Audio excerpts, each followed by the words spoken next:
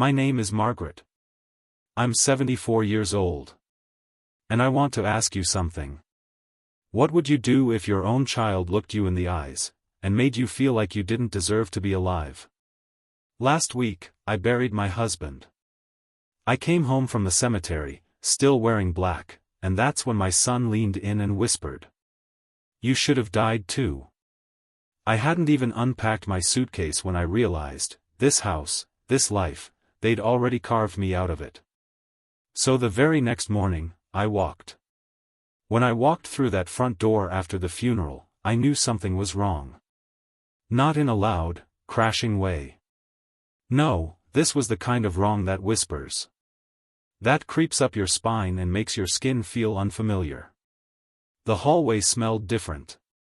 Not like lemon oil and my husband's aftershave, but like plastic air freshener and something overly sweet. Artificial. Cold. I paused at the base of the stairs. The light in the living room was on, but the glow didn't feel welcoming. It felt staged. Then I saw it. My favorite chair, gone. The wingback I used to sit in every evening, reading or just resting my back with a warm cup of tea. Replaced by some sharp-edged, modern thing I didn't recognize. The family wall? Empty. Not rearranged, stripped. No wedding photos, no baby pictures of my son, no graduation portraits. In their place was some mass-printed live, laugh, love thing from a clearance rack. I walked into the kitchen, my legs trembling a little. And that's when I saw Trish, my daughter-in-law, casually placing avocado toast on a plate like this was her house, her morning. "Oh, you're back," she said, not looking up. We weren't sure what time the service would end. The service. That's what she called my husband's funeral. The service. Like a dentist appointment. My son, Darren, was sitting at the island on his phone, tapping away. He didn't stand. He didn't even look at me for a full 15 seconds. Then, finally, he said, "Hey, Mom." Hey, Mom. Not "how are you?" Not "are you okay?" Not "I'm sorry." Just "hey." I didn't speak. I didn't trust my voice. Instead, I opened the fridge. My hands moved by habit. I reached for the milk to make some tea, but the bottle was half empty, and the label wasn't the brand I'd bought for 40 years. The mugs were in the wrong cupboard. My tea canister was gone. Trish must have seen my confusion, because she said, "Oh, I did a little reorganizing. I just thought, more efficient." More efficient. I still hadn't sat down. I wasn't sure I was allowed to. "Where's my chair?" I asked, finally. She blinked. "Oh. That old thing? We moved it to the garage. You'll thank me later, it was doing a number on your posture." I didn't ask if they'd moved it. I asked where it was. But she'd already turned her back. That night, I sat on the edge of my bed, fully dressed, and stared at the closed door. My husband's side of the closet was empty. They'd boxed up his things without me.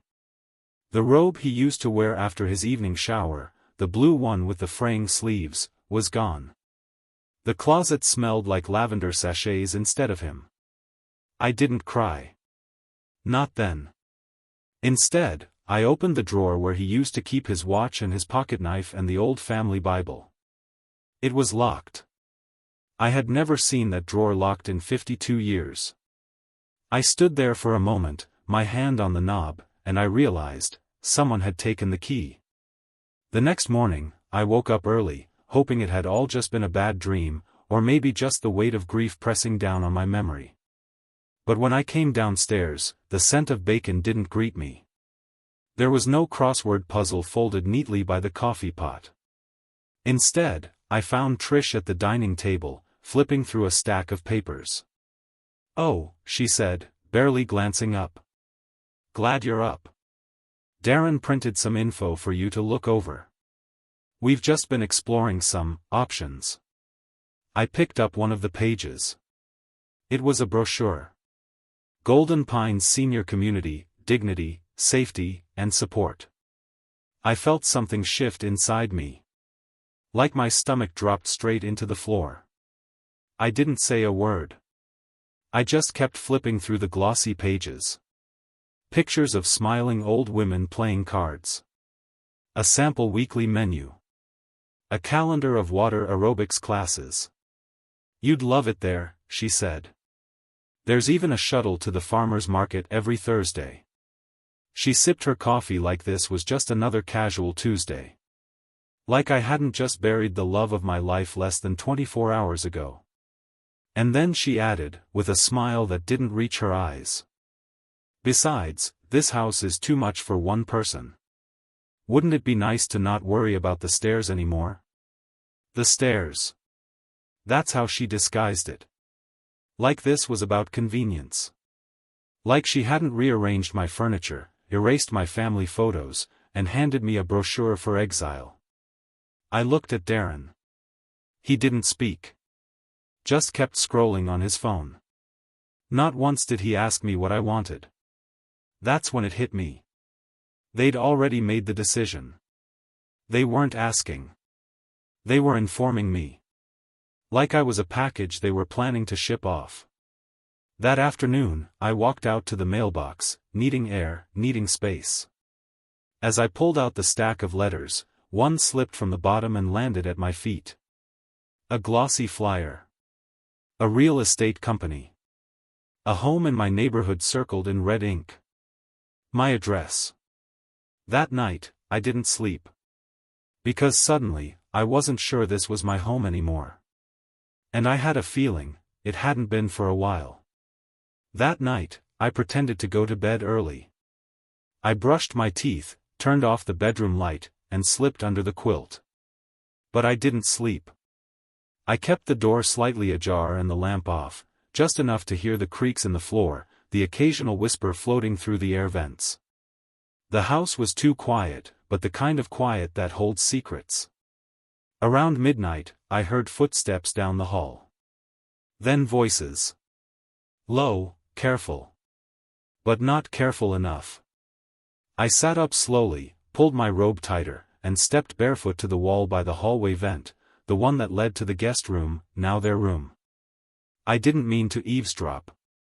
But the words came through like poison gas. "Trish, she's not going to last long here. We'll say the stress is affecting her mind. The doctor already noted forgetfulness, right? Darren, I don't know, Trish. Maybe we're rushing this." Trish, rushing? She was gone for weeks. We handled everything. You told me yourself she leaves the stove on sometimes. Darren, that happened once, and she turned it off herself. Trish, look, Darren. We've got a serious opportunity here. That house, that land, it's all paid off. You want to keep working until you're 60? Darren, quiet, no. I didn't think it'd feel like this. Trish, then stop thinking. Let the papers do the talking. Once she signs, it's over. Easy. I stood there, frozen. My son. The boy I carried through winters and fed with spoons when we barely had groceries, was letting his wife plan my exit like I was an old sofa in the way. And worse, he wasn't even stopping her. He wasn't screaming, "Stop." He wasn't saying, "That's my mother." He was silent. Weak. Quiet in a way that hurts more than yelling ever could.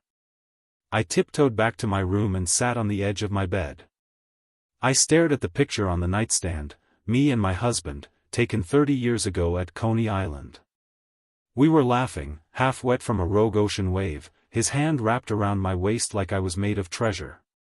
If he'd been here, I don't think any of this would have happened. Back then, Darren adored his father. He followed him everywhere, tried to walk like him, talk like him. But when his dad had to move out of state for a few years to work construction, just so we could keep this house, Darren clung to me. He'd cry at night. Wouldn't sleep unless his hand was tucked in mine. I remember the night he got sick, 103-degree fever. I held him through the night, rocking him slowly with a cold cloth on his head. I didn't sleep for 2 days. He was my world. And now, he was letting them take mine from me. I didn't cry. I didn't scream. I just sat there, listening to the quiet hum of betrayal through the walls. The next morning, I moved like a ghost. I made toast for myself, burned, dry, tasteless. No one else was in the kitchen. The house felt like it belonged to someone else. Trish walked in mid-morning wearing workout clothes. "Oh hey, I'm heading out to the gym. Darren's working in the study. Let me know if you need anything, okay?" I nodded. Nothing more. When she left, I walked past the study and saw Darren inside, his head down. The door was open. He didn't look up. There was a part of me, a foolish, aching part, that wanted to ask him, "Why are you doing this to me?" But I didn't. I just kept walking.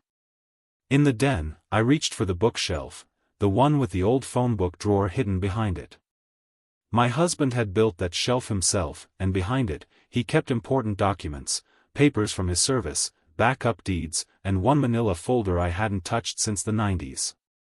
I opened it, and my hands trembled. Inside, I found a copy of our original will. Signed by both of us. But something was off. There was a new stapled page at the back. The paper was thinner, newer. It hadn't yellowed like the rest. And at the top, in all caps, "Draft, revision for power of attorney transfer." I stared at it. It listed my name. My birth date. And under "Authorized Agent," it listed Darren. No signature. But dated. Typed. Stamped with a lawyer's office I didn't recognize. I checked the date. It was printed 2 days before my husband died. Suddenly, something cracked open in my mind. Trish had been circling even then. My husband had been barely conscious, barely speaking, and they'd been preparing to take everything. I clutched the folder and walked back to my room. I didn't feel rage. Not yet. I felt exposed. Like they'd already buried me, but forgotten to shut the lid. That night, as I lay in bed again, I didn't press my ear to the wall. I didn't have to.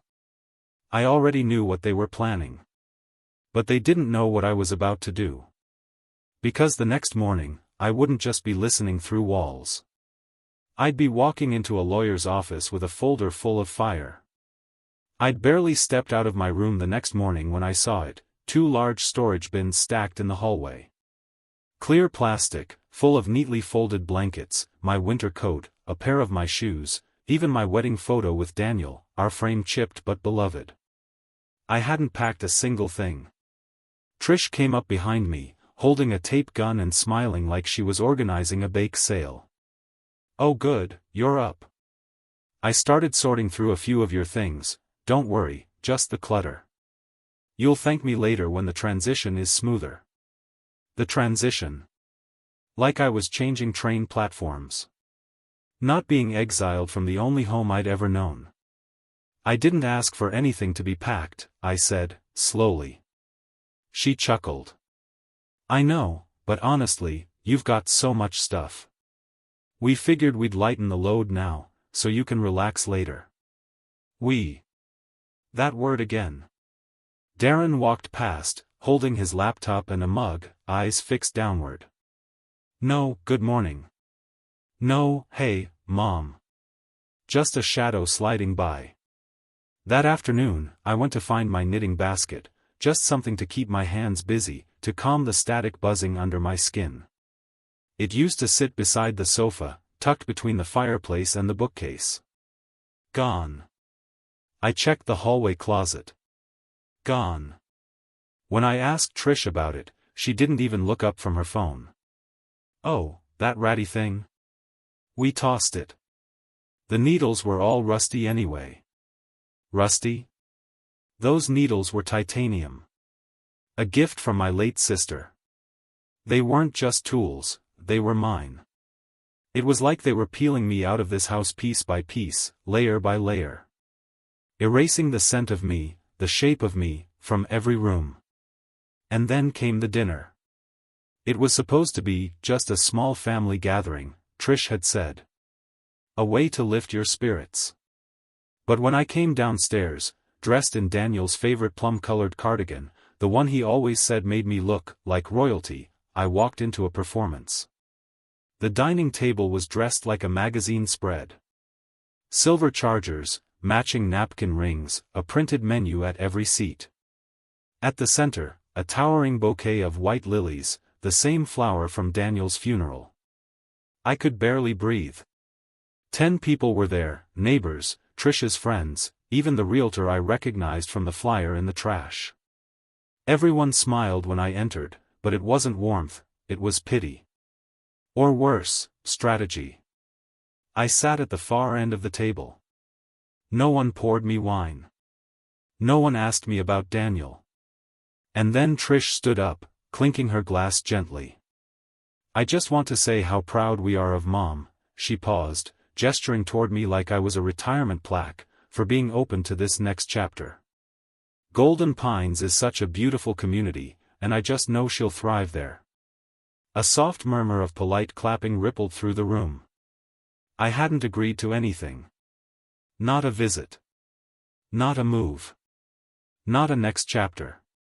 But Trish continued, eyes gleaming like stage lights. And we all know how forgetful things can get when you're managing a big house on your own.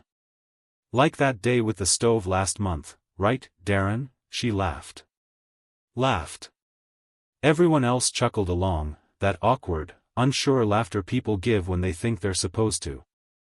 I stared at my plate. My hands clenched in my lap so hard I could feel the outline of my wedding ring pressing into my palm. Darren didn't say a word. Just raised his glass and looked down. The realtor leaned toward me with a smile that didn't reach his eyes. We've already got a buyer lined up, Margaret.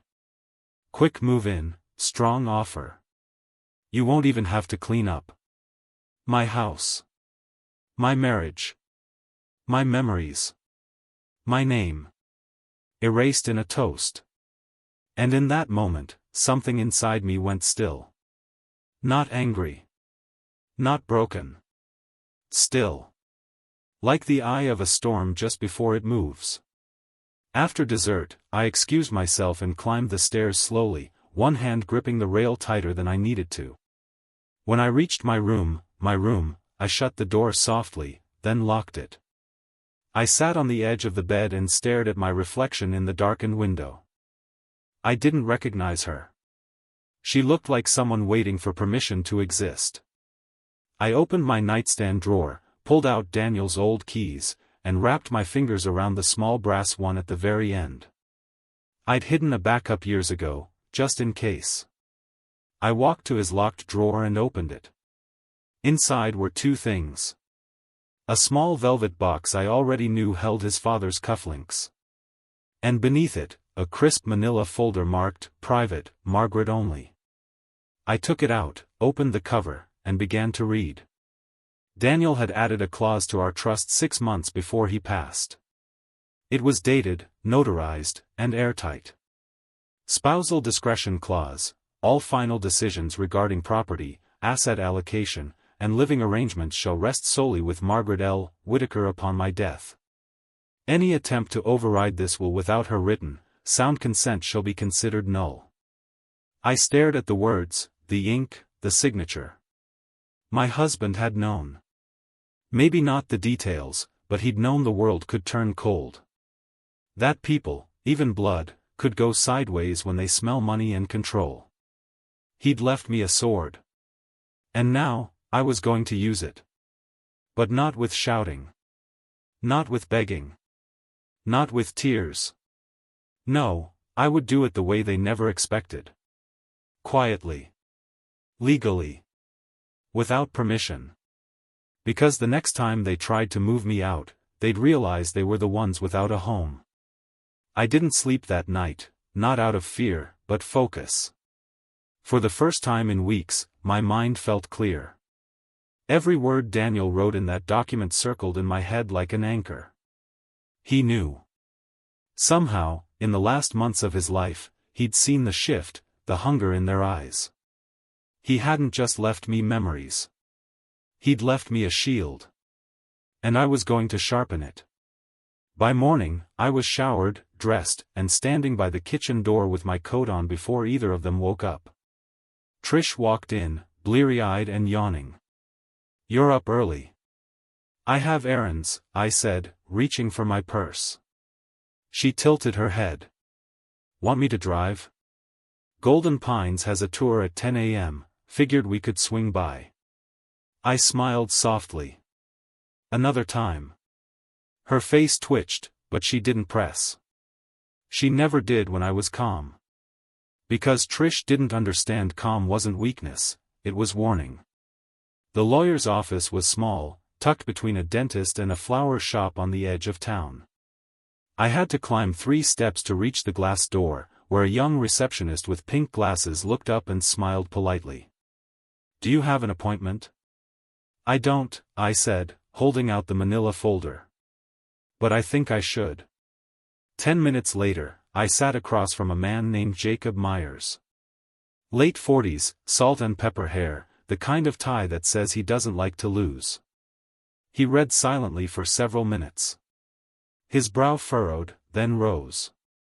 Then his lips pressed together in that way people do when they're trying not to say something out loud. Finally, he closed the folder and looked me in the eye. "Mrs. Whitaker," he said gently, "what exactly do you want to do?" I folded my hands in my lap. My voice came out steadier than I expected. "I want to change my will. Remove my son from all legal claims. I want to protect the deed, freeze the joint accounts, and, if possible, secure medical power of attorney under my own name only." He blinked. "You've done your homework." I nodded. I was a bookkeeper for 23 years. And a mother for 47. Both taught me how to pay attention. He leaned back slowly, the folder still in his hand. "There's going to be pushback. Especially if there are other interested parties." "There are," I said. "But I don't want confrontation." His eyebrow arched. "I want silence. Quiet locks. Legal walls. No shouting, no warnings." He exhaled, almost impressed. "Then we'll do it right," he said. For the next hour, we went through everything. Daniel's clause gave me complete control, overriding any attempted manipulation, as long as I was mentally competent, which I was, and had documentation to prove it. Jacob suggested a private physician evaluation, just to close any loopholes. He helped me set up a trust, funneled the deed into my name exclusively, and initiated a freeze on any suspicious activity involving the house or my personal accounts. We even drafted a cease and desist order, preemptively, should Trish or Darren attempt to interfere. When we finished, he looked at me again. Not as a grieving widow, but as a woman reclaiming her ground. "Most people come in here in tears," he said. "You came with a plan." I smiled faintly. "Crying is for people who still believe they can be saved. I'm past that." I got home just after lunch. Trish was on the couch, scrolling through her tablet. Darren was at the dining table, working from his laptop. Neither looked up. "Golden Pines called," Trish said casually. "They said you missed your appointment. We're going to need to reschedule." I walked past her without answering. Went straight upstairs. In my room, I placed the updated will and trust documents in the hollowed space behind the closet's baseboard, where my sister and I used to hide candy as children. Some hiding spots never go out of style. And then I sat on the bed and listened. No walls this time. Just silence. Not one knock on my door. Not a single voice checking in. And I realized something brutal. They didn't care what I did, as long as I didn't get in their way. They were moving forward like I was already gone. That night, I made tea. Sat in the kitchen alone while they laughed upstairs watching some loud reality show. The tea had gone cold by the time I finished the cup. But I didn't move. Because the silence? It was starting to become mine again. What would you do if your child tried to take your life, before you were even gone? Would you scream? Would you beg? Or would you wait in the quiet, and take it all back, inch by inch? I stood and rinsed my cup, careful, deliberate. No mess. No sound. Because the more invisible they made me, the more dangerous I became. And what they didn't know, was that the next dinner they planned would taste a lot like regret. I woke to birdsong and silence. It was my birthday. 75 years old. A milestone. A number people usually gather for: cakes, candles, maybe even some half-hearted balloons. But I wasn't expecting a celebration. I just wanted acknowledgement. Even a single, "Happy birthday, Mom," would have been enough. Instead, I came down to a cold kitchen. Trish was already gone, and Darren was on a conference call, his voice flat and practiced, talking about quarterly returns and pending approvals like the world hadn't just left his mother behind. The kitchen smelled like burnt coffee. The toaster had a single slice of bread sitting in it, half-cooked. Like someone had started breakfast, then forgot it. I waited a moment, leaning on the counter, half hoping someone would turn and say, "Surprise." But nothing came. No card. No flowers. Not even a post-it on the fridge. I checked my phone. No missed calls. No texts. Not even from my granddaughter, Emily, who used to make me glittery handmade cards and hide them under my pillow. The only notification I got was from the bank, confirming a wire transfer Trish had initiated from the household expenses account. It was for a dinner reservation. $312. A place downtown. High-end. Somewhere people wore heels and cologne and posted photos of appetizers shaped like art. I stared at the screen and read the note line, "Anniversary dinner, confirmed." But their anniversary wasn't until November. And it certainly wasn't that night. I spent the day cleaning. I'm not sure why. Maybe I needed to touch things.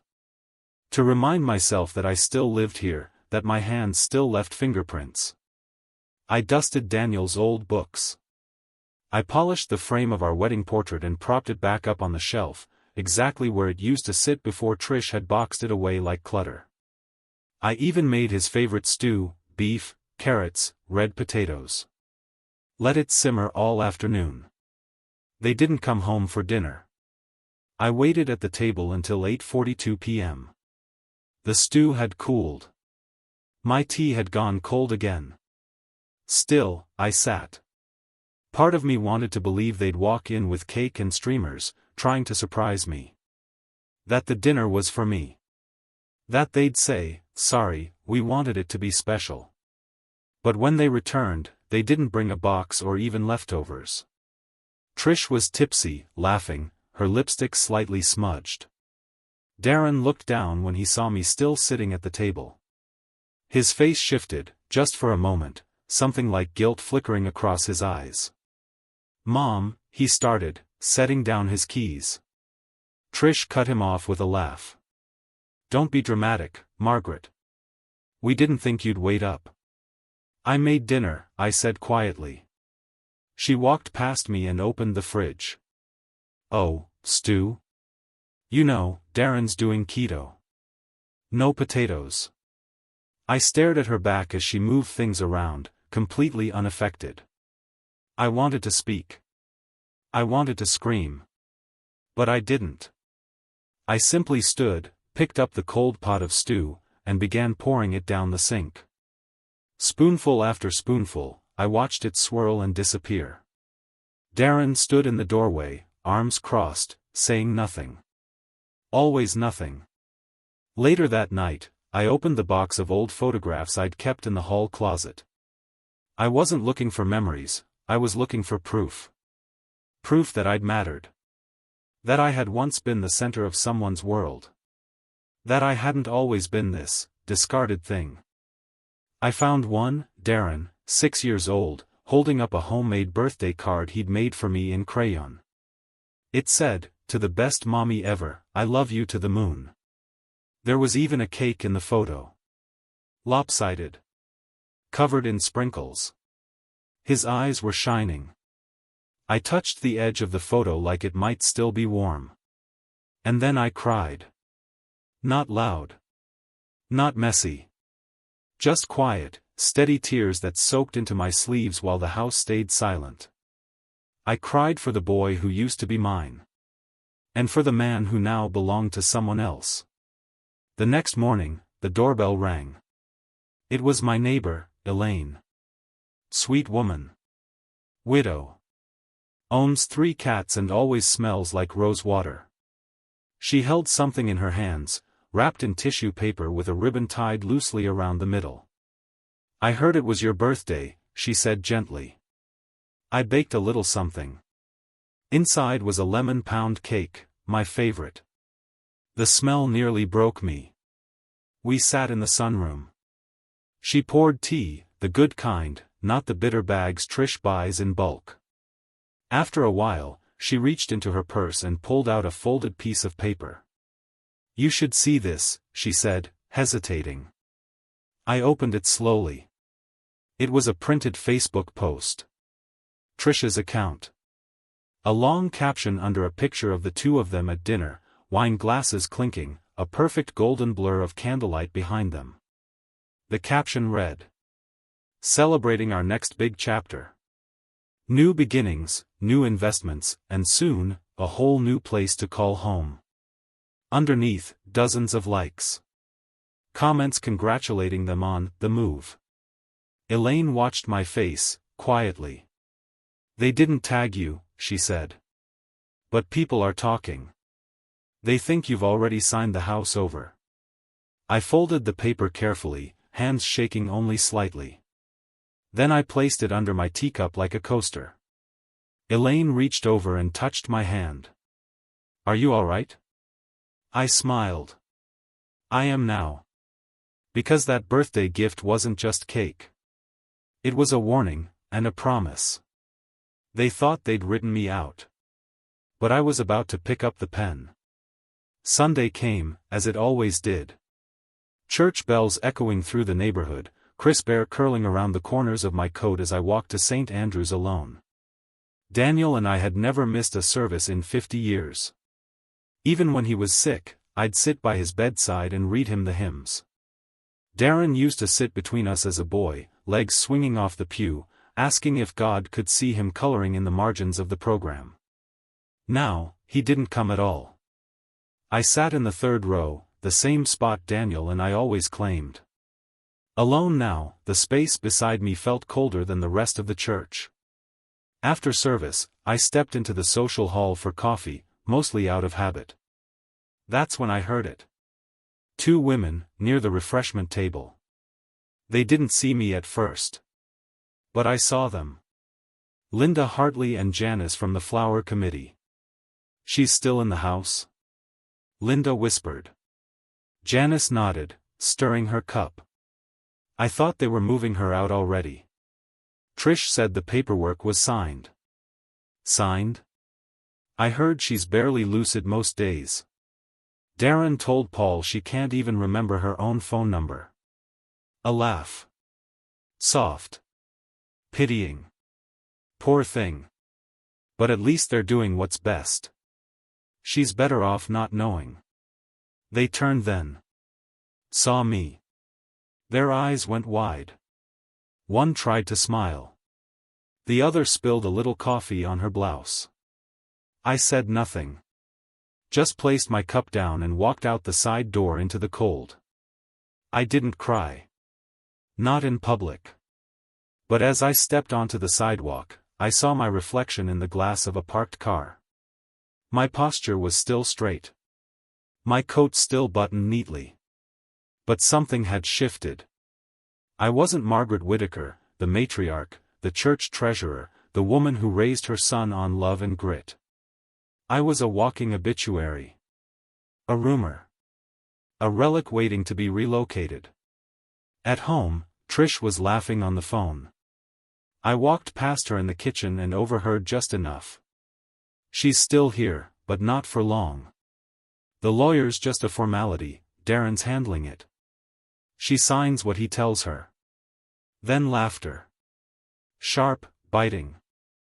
I went to my room and opened the drawer with Daniel's letter again. Not the legal papers, the personal one. The one he left under his Bible, sealed in an envelope with my name in his slanted handwriting. I hadn't opened it since the funeral. Now. I did. Inside, his voice poured off the page like warm water. If you're reading this, Maggie, then something's not right. I know you, and I know silence means something's broken. You don't have to fight loud. But you do have to fight. They'll try to move things too fast, and they'll smile when they do it. Don't let them turn your quiet into consent. You've always had more power than you think. Use it. Gently, but use it. I pressed the paper to my chest and inhaled his scent, still faint on the folds. Then I stood. 2 days later, I walked into the town library and requested public access to legal property records. It took an hour, but I found it. The early draft of a quitclaim deed, prepared but not yet filed, transferring ownership of my house from Daniel's estate to Darren and Trish. Signed. Forged. My signature, slanted and shaky, clearly copied from old documents. They hadn't just tried to convince me. They tried to erase me entirely. I copied everything. Walked out into the light with a folder full of truth. That weekend, I went to the church's annual fundraising dinner. I hadn't planned to, but I needed witnesses. The whole town was there. Round tables, plastic tablecloths, raffle baskets, a silent auction. I wore Daniel's favorite brooch. Navy dress. Low heels. I looked like someone who still had a place in the world. Trish was there too, pouring wine for the auction winners. Darren stood nearby, chatting with Deacon Peters about investments in future property. I waited until dessert. Then I approached the microphone. "Excuse me," I said, voice clear. "May I speak for a moment?" The room quieted. Heads turned. I held the manila folder in one hand, the letter from Daniel in the other. "I want to thank you all for the birthday wishes. Some of you remembered. Some of you heard other things." Nervous laughter. I smiled, polite and sharp. "There have been rumors about my health. About where I'll be living. And about decisions I supposedly made." I paused. "And I'd just like to clarify, nothing has been signed. Nothing has been surrendered. And any attempt to suggest otherwise is not only false, but criminal." Gasps. Murmurs. I turned to Darren and Trish, still standing by the wall, faces frozen. Forging a signature on a deed is a felony. So is slander. So is financial fraud. Dead silence now. Even the pastor looked stunned. I held up Daniel's letter. "My husband left me everything. Because he knew I'd protect it. Not because I was loud. But because I was loyal." I stepped down, handed the folder to the church secretary, who also happened to be the mayor's wife, and walked to the back of the room without another word. When I reached the coat room, a hand caught my arm. It was Janice. From the flower committee. She looked shaken. "I'm sorry," she said softly. "I didn't know." I nodded once. "Now you do." And that was the last time Trish ever looked comfortable in public. Because now, everyone saw her for what she was. The house was unusually quiet when I came home from the fundraiser dinner. No TV echoing from the living room. No faint clatter of Trish's high heels in the kitchen. Just the low hum of the refrigerator and the creak of the old floorboards welcoming me back like an old friend. They knew. I didn't need to see their faces to know it. Their silence was confirmation. And confirmation was all I needed to proceed. I went straight to my bedroom, shut the door, and locked it behind me. My purse felt heavier than usual, not from fear, but from finality. Inside it sat 2 folders. One with Daniel's letter and the forged deed I'd copied from the public records. The other, the one Jacob Myers, my lawyer, had handed me earlier that day. The quiet document. That's what he called it. It's not revenge, he'd said, it's protection. Ironclad. Private. You don't need a courtroom. You just need this. I sat down at my desk, turned on the small lamp, and opened the folder with slow, steady hands. The new trust was neatly typed and officially notarized. Every page radiated peace and power, without a single drop of malice.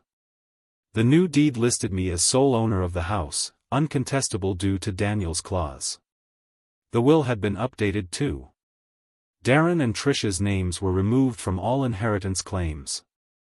Every asset redirected. Where once it had read. To my beloved son, Darren. It now said. To the Whitaker Women's Scholarship Fund and the family's first shelter program.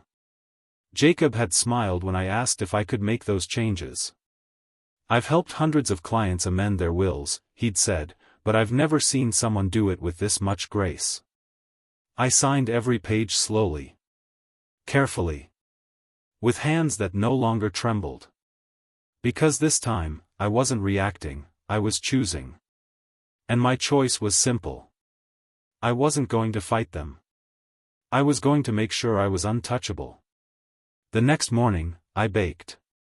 Real baking, flour-dusted counters, apron tied tight, the radio playing Daniel's old jazz tapes. I made blueberry muffins from scratch. Not for anyone else, just for me. The smell filled the house, reclaiming the air Trish had tried to sterilize with plug-in diffusers.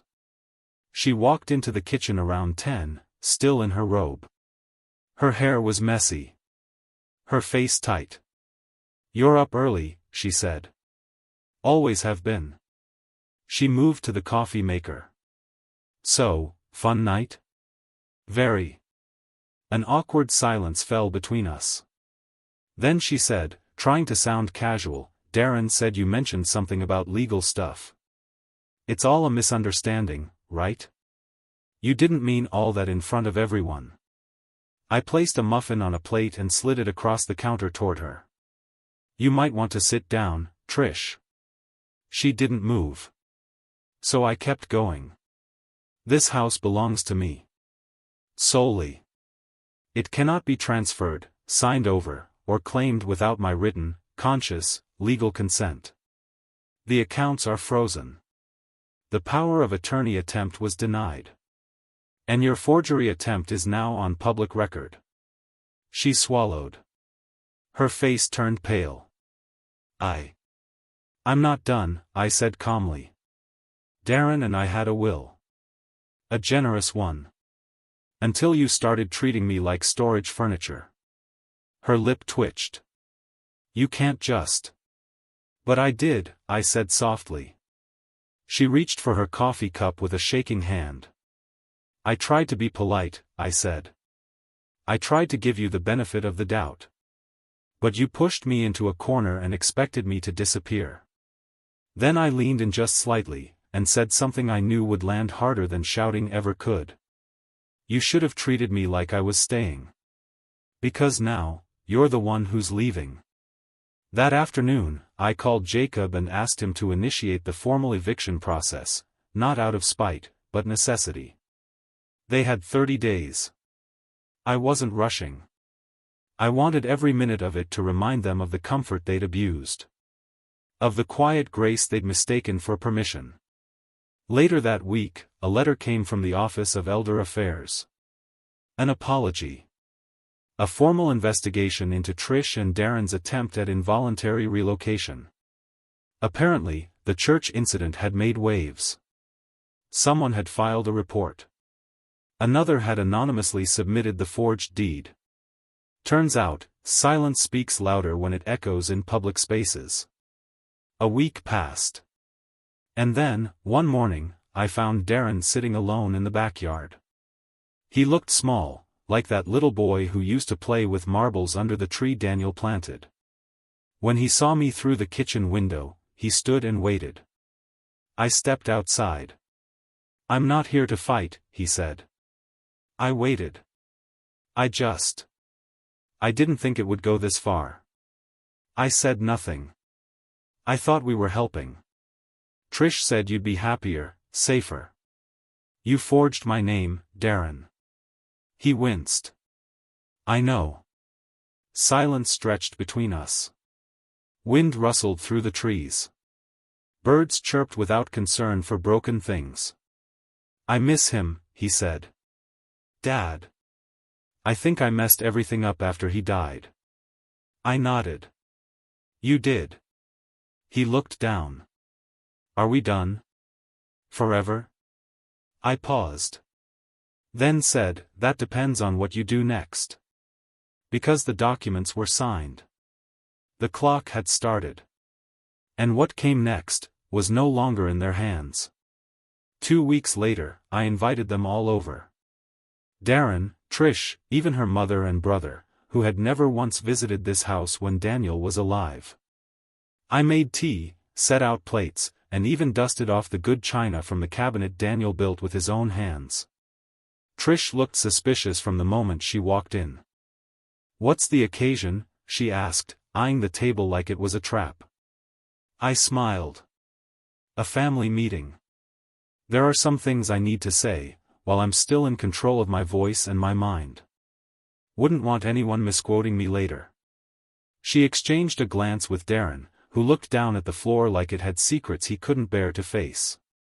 They all sat around the dining table, the same one we'd eaten Sunday roasts at for years. The same one Trish had once called outdated and tried to move to the garage. I stood at the head. This wasn't a dinner. This was a living funeral, for the version of me they thought they could manipulate. I wanted to thank you all, I began, folding my hands gently in front of me. For coming. I know you're busy, making plans, arrangements. Future investments.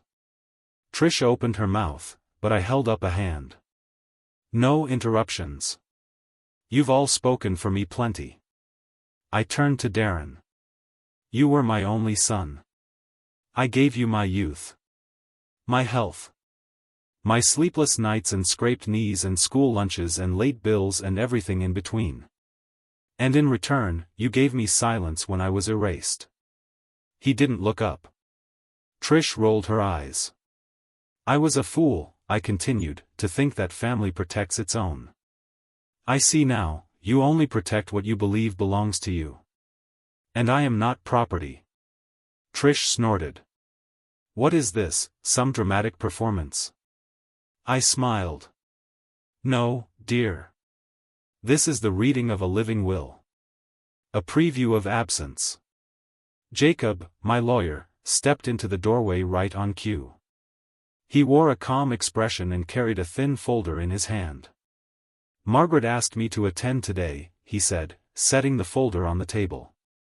She wanted to clarify certain matters, so there are no misunderstandings. Trish's voice rose. You invited your lawyer to dinner? This isn't dinner, I said. This is closure. Jacob opened the folder. The deed to the home is now solely under Margaret's name. Any previous documents indicating otherwise, including the forged draft, are null. Legal action is pending regarding the attempted fraud. Darren's face drained of color. Trish's hand clenched around her mug. The inheritance, Jacob continued, has been amended. The Whitaker estate will now pass to 2 non-profit organizations, the Family's First Shelter, and the Whitaker Women's Scholarship Fund. What? Trish exploded. You're giving everything to strangers? I met her gaze, calm and steady. To women who know how to rebuild after betrayal. That's something you clearly don't understand. Darren finally spoke, his voice barely above a whisper. Mom, please. Don't do this. I didn't know she. Don't lie to me, I said, not unkindly. Not now. You knew. You just didn't stop it. Jacob closed the folder. Margaret has also signed medical directives ensuring she cannot be relocated without her written, independent consent. I turned to Trish. You were planning to move me while I was still in mourning. You painted me senile to anyone who would listen. You gutted my home and tried to sell it while I was still sleeping under its roof. She stood, her voice shaking with rage. This is insane. You think you'll die alone and feel proud of this? No, I said softly. I think I'll live alone and feel free. Her chair scraped against the floor as she stormed out. Her mother followed like a shadow. Darren remained seated. His hands covered his face. Jacob stood, nodded respectfully, and excused himself. And then the house was quiet again. Darren didn't leave right away. He stayed behind, sitting in that same chair, eyes fixed on the floral pattern of the tablecloth. I didn't mean for it to go this far, he said, finally. I sat across from him. You didn't stop it either. He nodded slowly. No. Why? His voice cracked. I thought, maybe if I just stayed quiet, it wouldn't become real. I looked at him. At the man my son had become. At the boy he used to be. You forgot who raised you, I said, and what I sacrificed. I was never weak. Just tired. He wiped his eyes with the back of his hand. Is there any way back? I paused, not to hurt him, but because truth deserves time. Maybe, I said. But not today. Would you forgive a betrayal like this, or cut the cord completely? They say blood is thicker than water. But dignity? Dignity is thicker than both. That evening, I lit a candle by Daniel's photo. Not to mourn. But to mark the moment the walls stopped closing in. The moment the house felt mine again. And while they scrambled to fix what they broke, I finally sat in my old chair again, unbothered, unmoved, and unowned. The screaming started before the door even closed. I was still in the kitchen, wiping down the counter with a dish towel, when I heard her. Outside, in the driveway. You just sat there. Like a coward. Trish shouted. While your mother humiliated us in front of everyone. I didn't move to the window. I didn't need to. Her voice carried like a wounded animal's, shrill, cracking, incapable of control. We were this close, Darren. This close. And now she's giving it all to homeless people? A women's shelter? Are you serious? A beat of silence. Then louder. You promised me that house. You said we'd remodel it. You said we'd rent out the back room. Another silence. A shorter one. You better fix this. Or I swear to God, I'll fix it my way. She didn't come back inside that night. Darren did, eventually. Quiet, tired. He didn't speak to me. Just walked upstairs and closed the door. The next morning, she was back. But she didn't knock. She barged into the kitchen like a realtor late to a showing, waving her phone in the air. I spoke to a lawyer, she snapped. You can't just disown your family like that. There are loopholes. There are contest laws. I stirred my tea, gently. She continued, her voice rising. You think you're being noble? You're being selfish. Darren's your son. Your blood. And you're cutting him out because I wanted to help you downsize? I set my spoon down and looked at her, finally. You didn't want to help me, I said. You wanted to erase me. Her face flushed red. Don't twist this. You're old. You need help. This house is too much. You don't even. I stood. Just once. I didn't raise my voice. Didn't throw a single word. I simply walked to the drawer, pulled out the envelope Jacob had given me, and placed it on the table. She hesitated, but opened it. Inside was a printed copy of the cease and desist document. And a formal notice of eviction. She read it once, then again, like it might change the second time. You're kicking us out? She gasped. No, I said calmly. The paperwork is. You can't do this. We have nowhere to go. I sipped my tea. You should have thought of that when you bought curtains for a house that didn't belong to you. Her mouth fell open. No words came out. Just silence. For once. The next week was tense. Boxes appeared in the hallway. Arguments hissed through the walls at night, Trish blaming Darren, Darren blaming the universe, both pretending like their greed wasn't the root of it all. I stayed out of the way. I gardened. I baked. I read Daniel's old journals and lit a candle each night for peace, not for them, but for me. And I waited. Then came the final storm. Trish stood at the front door one morning, suitcase in hand, lips tight with rage. You're a bitter, lonely old woman, she said. You'll die in this house, and no one will come to your funeral. I didn't flinch. I didn't argue. I just looked at her and said. Then at least it'll be quiet. She blinked. Like she didn't expect me to be immune anymore. But I was. She left. Darren followed a few hours later. No suitcase, just a small duffel bag and a long, exhausted sigh. He didn't say goodbye. But he didn't slam the door either. That was enough for now. I walked through the house alone that night. Room by room. I opened windows and let the air shift. Let the walls exhale. I stood in Daniel's study, touched the old armchair no one had dared move, and whispered, "It's done." Not revenge. Not victory. Just release.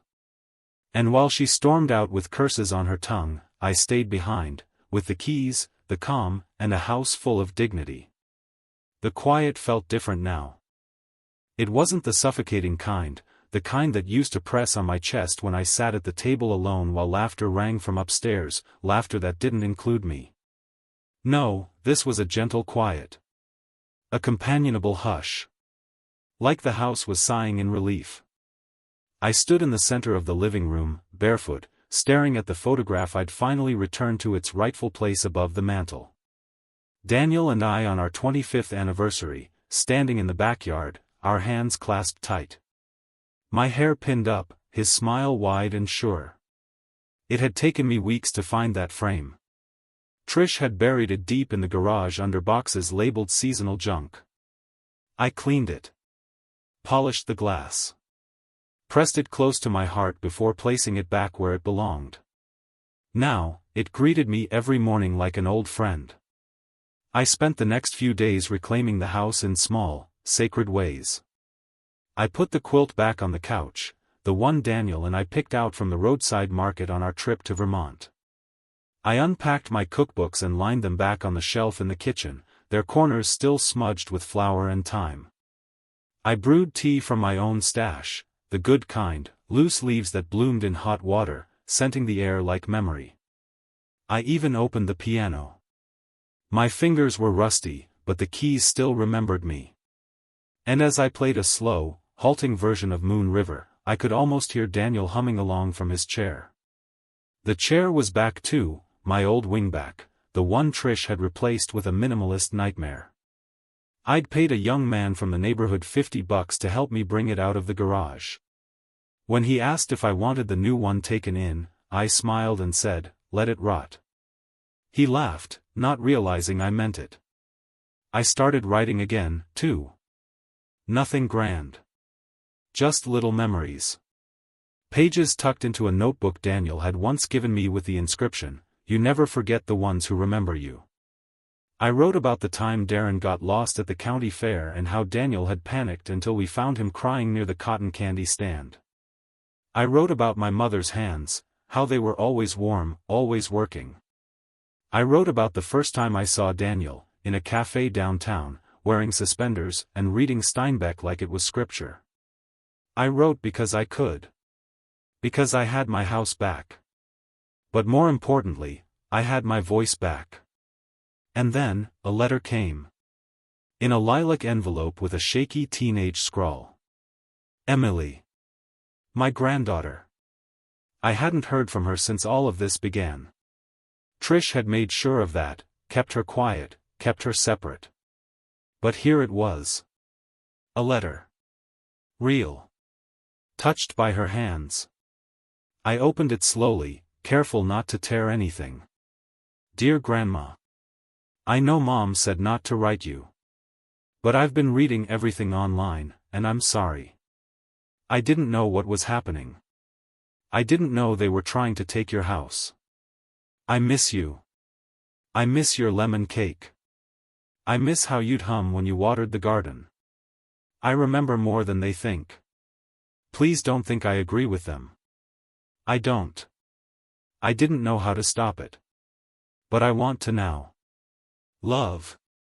Emily. There was a little drawing at the bottom, a tiny teacup with steam and a heart. I stared at the letter for a long time. Not crying. Just holding it. Because it was proof that not everything had been lost. That some pieces of love survive even the worst storms. And as I placed her letter next to Daniel's in my drawer, I realized, some roots go deeper than betrayal. And some hearts find their way home. Emily arrived 3 days after the letter. I didn't expect her to. Teenagers are impulsive, and emotions can fade like chalk in the rain. But that Friday afternoon, just as the sun was beginning to pour golden streaks across the porch, a small gray sedan pulled into the driveway. I watched from the window, heart pounding in a way I hadn't felt in years. She stepped out hesitantly, taller now, with the kind of posture that said she'd learned how to protect herself from things too big for her age. She didn't knock. She just stood at the base of the porch steps, holding a small duffel bag in one hand, the other twisting the edge of her sleeve. I opened the door. Neither of us said anything for a few seconds. Then she whispered, "Hi, Grandma." And I whispered back, "Welcome home." We didn't dive into it that first night. Instead, I made her favorite, spaghetti with too much cheese, and we watched an old Cary Grant movie on the couch. She curled into the throw blanket like she used to when she was 8, the one with the faded stars and moons. Halfway through, she turned to me and said, "I thought you hated me." I paused the movie. "Why would you think that?" "Because I didn't stand up to them," she said, her voice cracking. "Because I just sat there when Mom said you were confused. That you needed help. That you were dangerous." I reached over and tucked her hair behind her ear. She flinched slightly, muscle memory from too many tense dinners, too many slammed doors. "Sweetheart," I said gently, "you were surviving in a house where truth wasn't welcome. That doesn't make you guilty. That makes you strong." She looked down at her lap. "I read everything," she said. "The documents. The posts. The articles from the church fundraiser." I couldn't believe it at first. I mean, I could. I just didn't want to. "I know," I said. "Denial is comforting. But so is truth, once you get past the sting." Then she asked the question I'd been bracing for.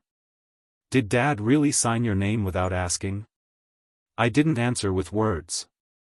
I just stood, walked to the drawer by the hallway bookshelf, and pulled out the folder. I handed it to her without ceremony. She sat on the floor, legs crossed, and read every page slowly. When she reached the forged deed, her hands started to shake. "I don't understand how he could do this." I sat beside her. I do. He forgot who he was. Or maybe he never learned how to be anything other than quiet beside someone louder. She blinked rapidly. I thought he was better than her. He still could be, I said. But it's not my job to save him anymore. The next morning, she joined me in the garden. We pruned the roses, pulled weeds, planted new lavender where the marigolds used to be. Can I stay for a while? She asked, her hands in the dirt. As long as you need. I might have to go back eventually, she said. School starts next week. And Mom, she's going to be furious. I looked up at the sunlight catching in her hair. She's already furious. At life. At me. At everything she couldn't control. Your kindness won't fix that, but your boundaries might protect you from it. She nodded slowly, and I could see it, a quiet strength blooming beneath her sadness. That afternoon, Darren called. I saw his name flash on the screen. I let it ring. Then Emily's phone buzzed. A text. I heard you're at Grandma's. Come home. This isn't your business. She stared at the message for a long time.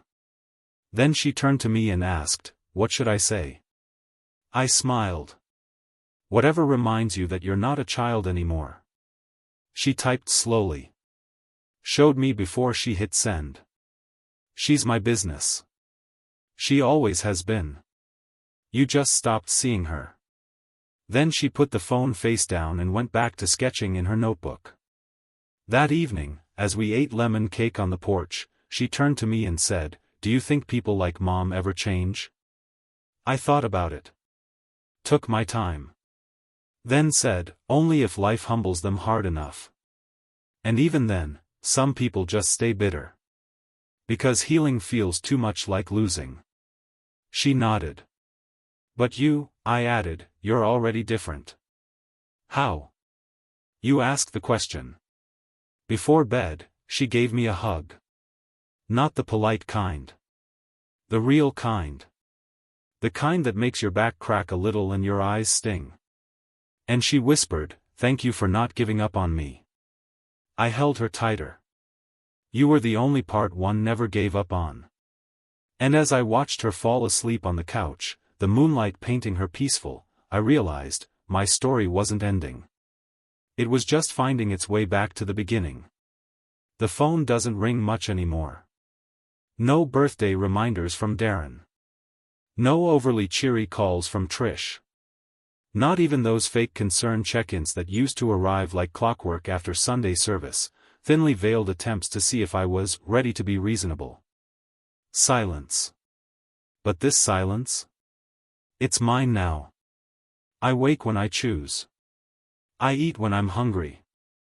I sit on the porch and listen to the wind braid itself through the trees without anyone rushing me to sign something or move along. And for the first time in years, I don't feel like I'm waiting to be erased.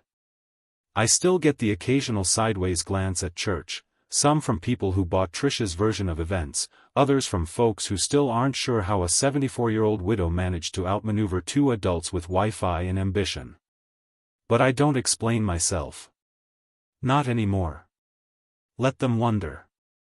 Let them replay my calm speech at the fundraiser dinner, the documents, the lawyer who stood beside me like a quiet witness to my rebirth. Let them ask themselves, what did she do to deserve that? Because the better question was, what did they do to deserve losing me? Emily's visit came to an end too soon. She stayed for 4 beautiful days, filled with movies, baking, and her sketchbook always tucked under her arm. She even painted a little card with watercolors and pinned it to the fridge. It simply said, "Thank you for staying strong, even when no one else did." She left in the early morning, her hug long and tight, her eyes glassy. "I'll come back soon," she promised. And this time, I believed her. The day after she left, I got a letter. Not from Trish. Not from Darren. From their lawyer. A single page. No contest. They were backing off. Quietly. Finally. I placed the letter in the drawer next to Daniel's note and Emily's first message. A trinity of reminders. Love. Loss. Survival. The house no longer echoes. It breathes. The hallway holds warmth instead of tension. The kitchen hums again, full of simmering sauces and the gentle clang of spoons in real ceramic bowls. Even the floors creak like they remember joy. Last week, I had company for dinner. Elaine from next door brought her famous spinach quiche. Roger, the widower from 2 blocks over, came with a pie and a half-nervous joke about finally being the man of the house for a night. We sat at the same table where I once felt like a ghost. We laughed. 8 seconds. Talked about nothing important and everything that mattered. No one brought up Darren or Trish. They didn't belong here anymore. Later that night, as I cleared the plates and washed them under warm water, I caught my reflection in the kitchen window. For a moment, I didn't recognize her. Not because she looked older, but because she looked lighter. Like someone who had finally let go of all the invisible weight tied around her ankles. Tell me honestly, do some wounds ever deserve to heal? Or are there scars we should protect, just so we never forget what silence had to teach us? I walked to the fireplace and placed a new photo on the mantel. Me and Emily, arms wrapped around each other, laughing with the wind in our hair. A real smile. A real memory. One that no one can rewrite. Because even though they tried to bury me in the silence, I learned to plant seeds there instead. And now? Now things are finally blooming. This morning, I made a fresh cup of tea. Not out of habit. Out of choice. It was Earl Grey, loose leaf, steeped just the way Daniel liked it. I held the mug in both hands as I stepped onto the back porch, the wood warm under my bare feet. The garden was waking up with me, dappled in gold, birds flitting between the tomato vines and the lavender. The house was still. Not empty. Just peaceful. I sat down in my old rocking chair, the one they once tried to give away, and watched the steam rise from the cup like a ribbon of memory. This was my life. Not a version they molded. Not a space they curated. Mine. And it tasted like freedom. When Daniel died, I thought I'd have to live the rest of my life shrinking, making room for others, being small so they could be big, being quiet so they could speak louder. But grief taught me something. So did betrayal. It taught me that shrinking doesn't save you. It only teaches others how to overlook you. The mail came around 9. Mostly junk. A utility bill. A flyer for a new diner. A handwritten envelope with no return address. I opened it slowly. Inside was a photo of Emily, standing in front of her high school art exhibit, her arms around 2 younger girls from the after-school program she'd volunteered at. In the corner, someone had captioned it, "Women Who Lead." And a note. I told them about you, Grandma. About how strong women aren't always loud. Sometimes, they're the ones who just won't be moved. I placed the photo on the fridge, where the note used to be. Underneath it, I taped a sticky note with 2 words. Still standing. There's a strange kind of power in knowing you don't need to be loved by the wrong people. A deeper power in realizing you can love yourself enough to let go. Darren hasn't called. And that's okay. Because the boy I raised is still somewhere inside him. Maybe one day he'll dig deep enough to find him again. But I'm not waiting anymore. I cleaned out the closet last week. Not the usual purge of sweaters and shoes, but the things I'd kept just in case I ever had to prove my worth again. Notes. Cards. Photos. Letters I'd never sent.